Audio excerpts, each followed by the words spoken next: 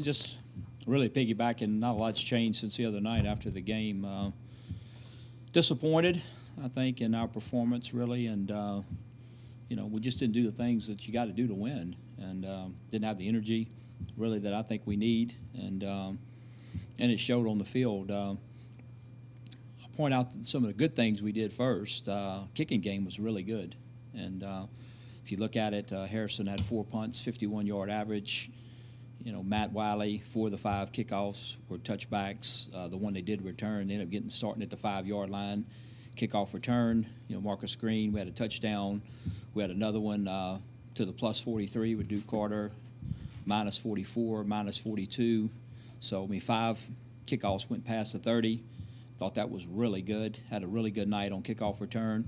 And then we executed, really, other than catching the second one, about as good as you could execute onside kicks and stuff, and got one of them and got our hands. 2 guys got their hands on the second one. So, special teams wise, thought was really good. And for that, Marcus was recognized as a Sun Belt Special Teams Player of the Week, and so we're excited about that. The other thing that was pretty good, I guess, we're just trying to find good things. The second half for the offense was pretty good.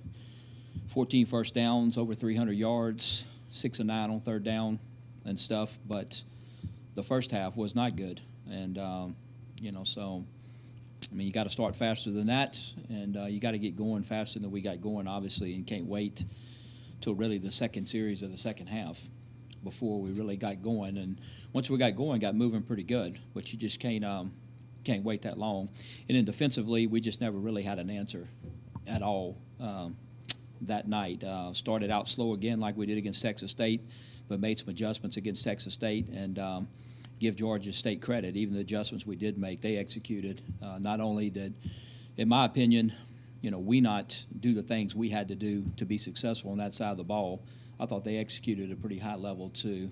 They threw and caught the ball really well, and executed a lot when they needed to. So as a result, we lost the game. So, it is one game. I think that's, part of the process is, and, with our players, and we're going to talk about today. And, it's a little bit different situation for them in what I guess we've been through here over the last several years of this program. And, the fact that, when you start out like that and you put yourself really on the top of the conference from a starting standpoint, you're going to get everybody's best shot.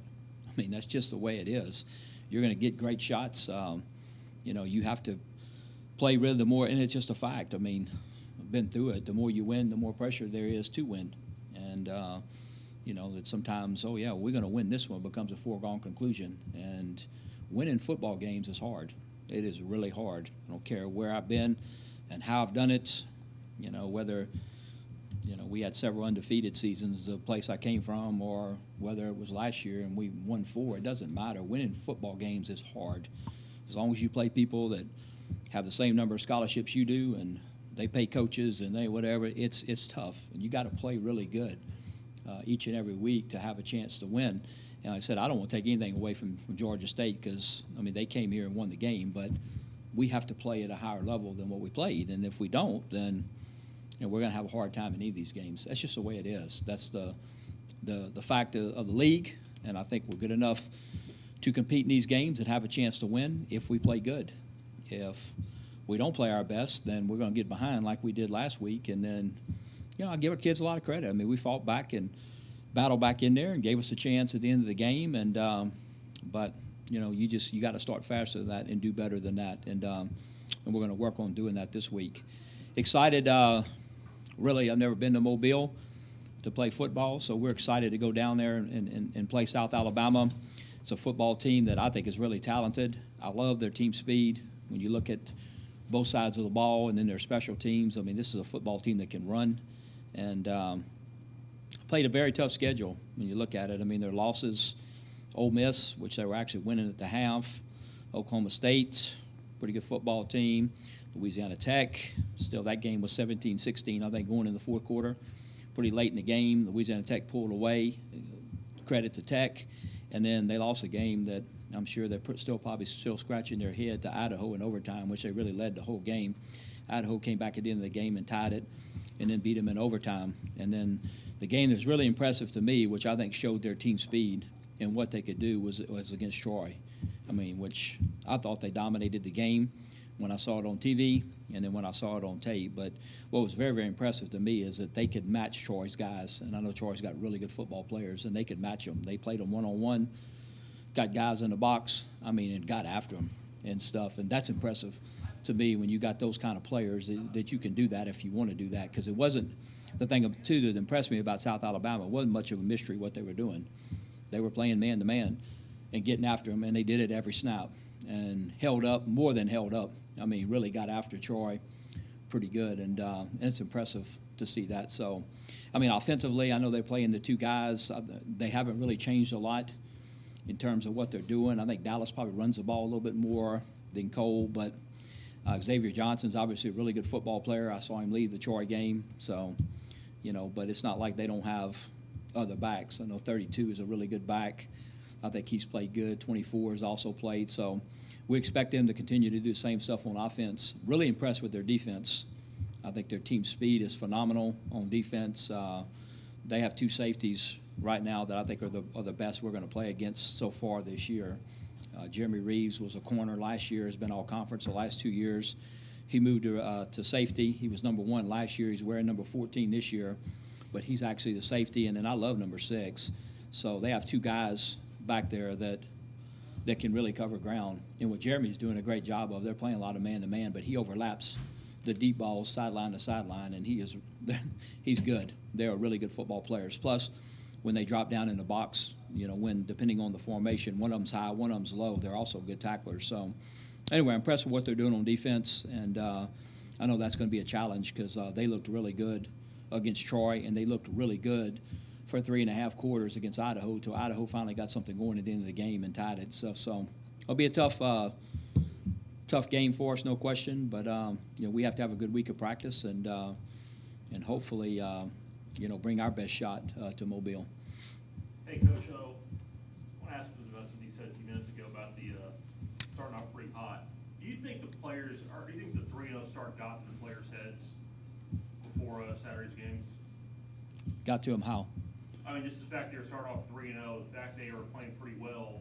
Do you think they kind of had a little overconfident when facing Georgia State? I don't think so, and the reason I don't think so is because we really had a great week in a practice. I said that the other night right after the game, and we commented on Friday. A couple of us were talking, and a couple of coaches, and we commented when you combine the Tuesday, Wednesday, and the Thursday, we felt like that had been our best week of practice. So, I don't. If that's the case, and I don't think we would necessarily had that good a week of practice. And for whatever reason, I don't know. We just didn't have quite the same energy. I didn't think we did, but Georgia State had a lot to do with that too. But I didn't think we had the energy we necessarily needed.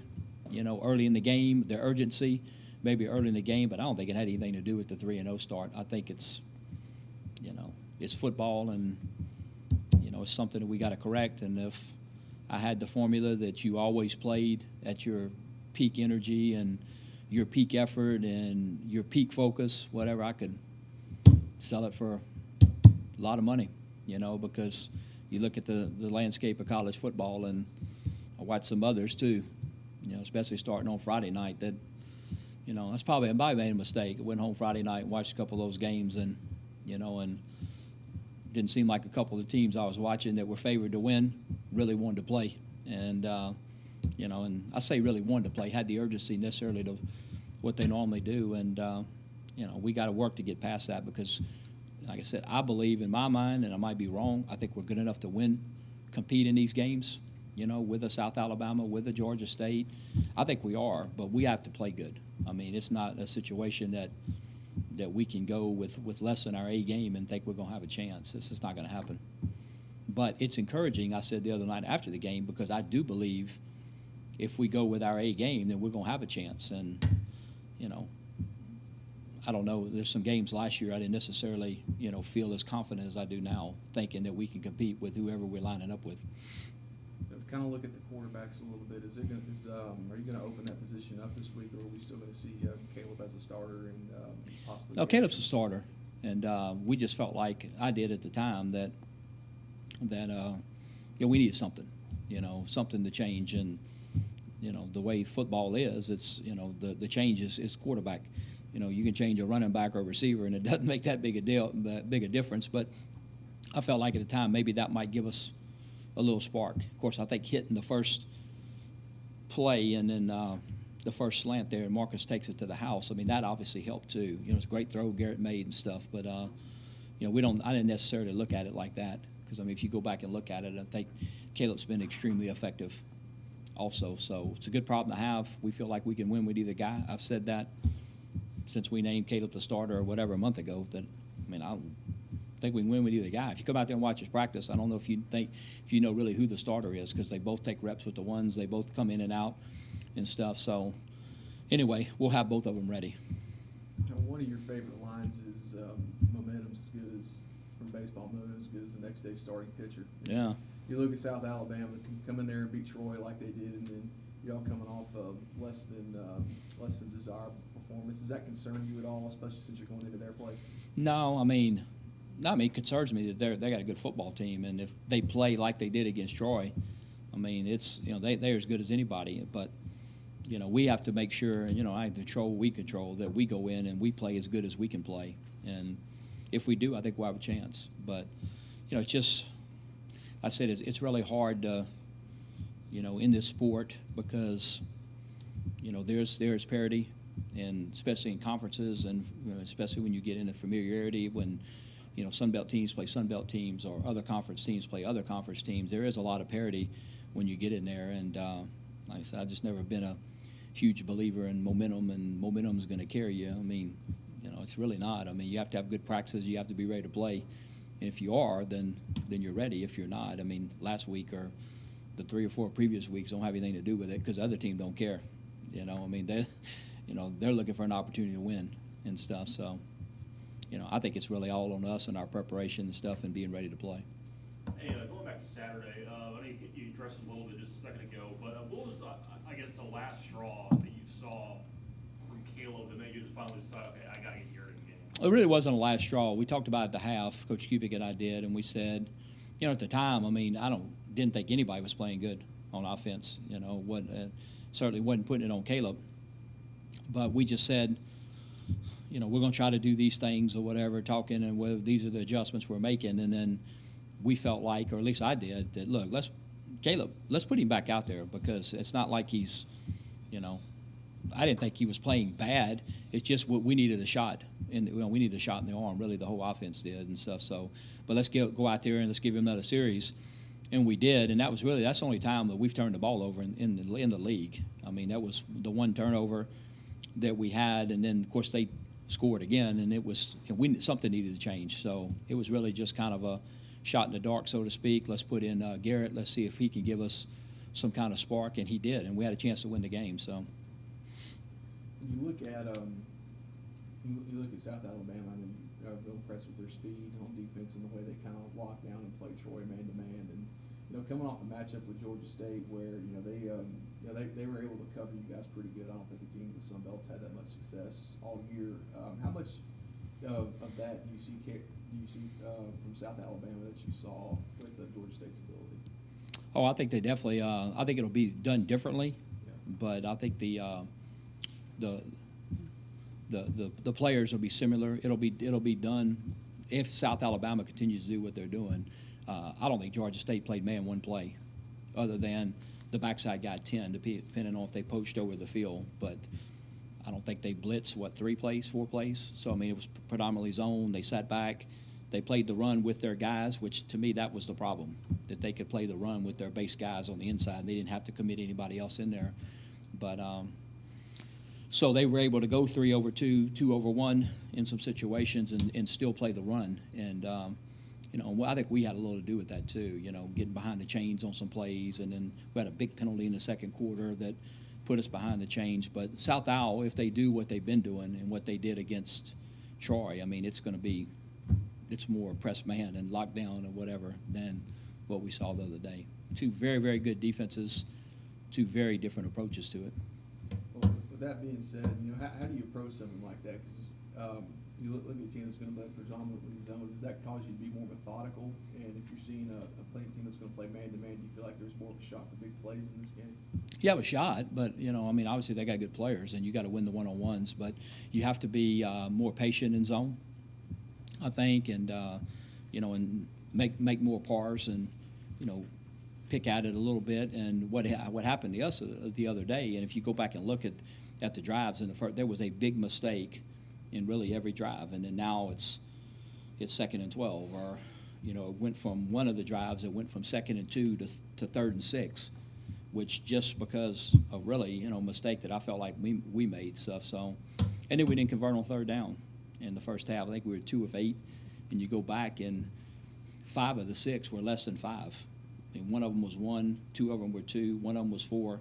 I mean, we're right there, but we're just not making that extra. We settled for a field goal on one of them, and one of them was probably pretty close to going for, but I didn't at the time, because it was early in the game. But it was a couple times really when you looked at it, and we thought, wow, we're going to get the first down when the play was happening, and then you look up and we're a yard or two short, and just the way it is. And then you got to punt to them, and so we just didn't do enough, I think, consistently, to move the football. And but finally in the second half, really running the same things, they still didn't blitz and run. We finally got a little rhythm and got a little movement to what we were doing, and got a little speed to it, the urgency, the next play, get in, whatever. But I never felt like we really got that in the first half. It seemed slow. It seemed, we just never could get that play to get us going. Hey, going back to the defense on Saturday, you said on Saturday that you felt you had some good coverage in some of the plays from Georgia State. But what do you think happened on some of the other ones, like especially the big plays? One of them, the second touchdown was just a blown coverage. I mean, when he came on the shallow route, he came across. Other than that, what I said was the one with Penny. I know the first one, the one in the corner there. I thought we in the south corner, southeast corner, on the rail play or whatever. I thought was pretty good coverage. They made really good throws, and heck, on one of them he made a one-handed catch, running up the seam and stuff. So anyway, we actually fell down on one of them. I don't know, which one. You go back. I mean, our DB just fell down and stuff. So it was a combination. Like I said, a missed coverage, a fall down, a couple of really good plays by them. When you add all that up, it's not good. And I think for like the second straight game, the rushing totals for you guys kind of decreased. Are you guys kind of concerned going into South Alabama that basically defenses and whatnot? Yeah, we need to do better than that stuff. So I mean, I think we have the people there. We got to execute better, and hopefully we can. Depends on how the week goes and stuff, and hopefully we can be a little healthier there and stuff. Frank didn't practice all week, and that's not an excuse, but he didn't practice all week, and he only played half the snaps. And Eastwood's had the shoulder, and so he played a little bit, and then we moved this guy, and then he's out, and then you move that guy, and then next thing you know, Devin re-hurt his wrist, so he came out and last week in the game, and and then you look up and you're mixing and matching and moving people around, and hopefully we can get back to a little bit more stability there, with guys and get guys back in their normal spots. Well, are Frank and Eastwood good to go this week? I think they have a chance, yeah, for sure. Status? I think they have a chance for sure. I think the only guy that's status changed is Jonathan Hodo, But other than that, we'll see. Well, I'd like to get Marquise McCray back. I mean, I think he's Marquise, one of those guys that, it's a potential home run hitter, with his speed, fastest kid on the team. I liked it, but we'll have to see. I mean, he's, those high ankle sprains with skilled guys, tend to kind of, so we'll see. Frank was actually better yesterday than he was the previous Sunday, so that was encouraging. But we'll see. I mean, we got to get out there and practice and see how they do. And Hodo's going to be out? Yeah, more than likely. I haven't heard the official word, but the nature of what happened and stuff, that didn't look good. As far as the Jaguars' offense goes, after they fired their offensive coordinator, I think before the Tech game, have you seen any drastic changes in their offense? No. We've kind of went back. There's a couple things that they're doing that are a little different, but nothing to. Nothing earth-shattering. I mean, they're still predominantly doing, 11 personnel is number one, what they do. They run some 12. They'll run some 10 personnel. they're going to try to run the quarterback a little bit. Not really, to be honest with you. I think they're more like I saw Georgia State doing leading up to us. They're more settling on what they want to do, and which is kind of what we saw with Georgia State. The first week, the Georgia State, then the next week they played Penn State. They played 3 quarterbacks and did a bunch of things, and then you kind of started seeing them settling into what they wanted to do. And that's kind of what South Owl's kind of doing. They're kind of settling in on some things, and and doing it good. You guys have been particularly hot in red zone offense this season. And South Alabama, they come in 4th in a red zone defense. What do they kind of do in defensively in terms of personnel in situations like that? Well, I mean, they'll bring another guy in, and like when you get down in the +5 and in, and play what we call bear fronts, and where they have an extra guy in. But from a coverage standpoint, I mean, they're so far at least, I mean, they play man from the -2 and man from the +2. So I mean, so we expect the outsides to be the same. I mean, they may bring another guy, another lineman in, or whatever they've been doing, and playing more bear fronts on, which they'll do that in the field too, on 3rd and short or 4th and short or something. They'll play bear fronts, but that's what we expect them to do when they get in the red zone. But the coverages we think will be the same. On paper, their offense is scoring about 20-some points a game, 21, I think. Is that encouraging at all for this defense that kind of gave up a big chunk of yards? No, I mean, they've been moving the ball pretty good if you look at it, and I think the schedule they've played is pretty tough, but I think they've been very, very effective the last couple of weeks offensively.